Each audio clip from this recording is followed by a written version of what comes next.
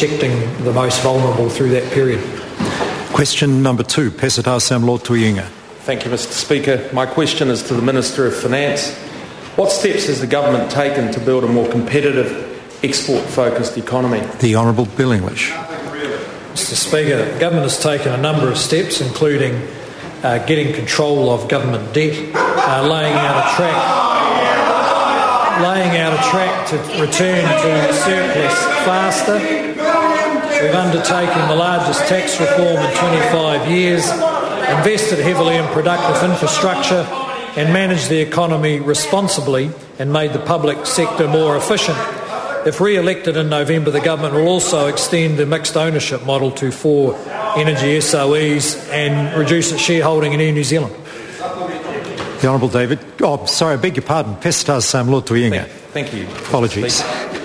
How will the mixed ownership model be positive for both taxpayers and New Zealand savers? Peseta Lotu-Iiga. Sorry, the Honourable Bill English. Mr Speaker, it will be a win-win. New Zealand first. New Zealanders who are now starting to save for the first time in a decade will get the opportunity to invest in good New Zealand companies, and the government would get access to $5 to $7 billion to buy new assets such as rolling out ultra-fast broadband, schools and hospitals without having to borrow from overseas lenders and increase our debt. And at the same time, the government will retain 51% control of these 5 SOEs, the same model as Air New Zealand and the Port of Tauranga.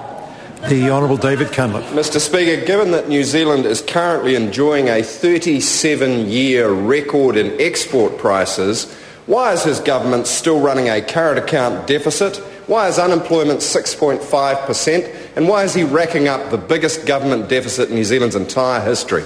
The Honourable Bill English. Mr Speaker, because we're still recovering from the severe damage inflicted on this economy by 9 years of a Labour government.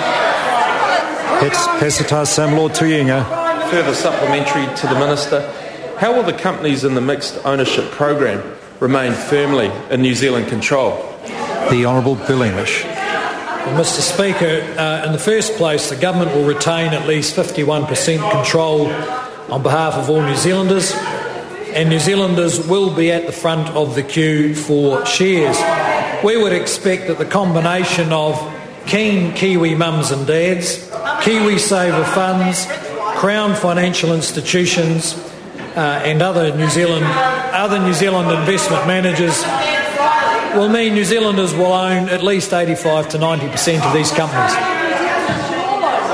The Honourable John Biscown. Supplementary to the Minister of Finance, Mr Speaker. How can the Minister credibly argue that the government is getting debt under control when the deficit to the year end of June 2011 would have been over $10 billion, excluding the effect of the Christchurch earthquake? And does he agree that if he really wanted to create a more competitive and export-orientated economy, he would actually take meaningful steps to reduce government borrowing, government expenditure, to take the pressure off our overvalued exchange rate and to make our industries and our employers more competitive? The Honourable Bill English.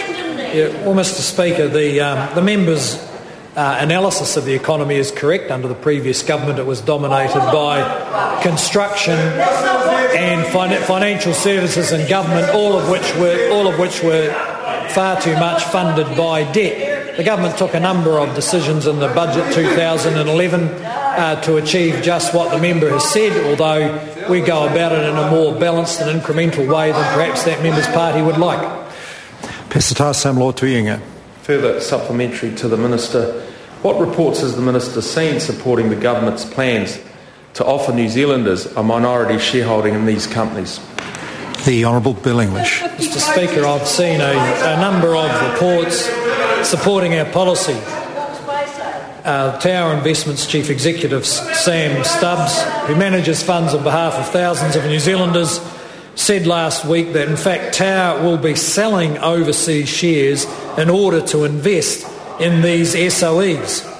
Mr Speaker, and I notice also iwi Leaders spokesman Mr Tuku Morgan confirmed that iwi would be long-term investors in these companies for the benefit of future generations. Question number 3, the Honourable Leader of the Opposition.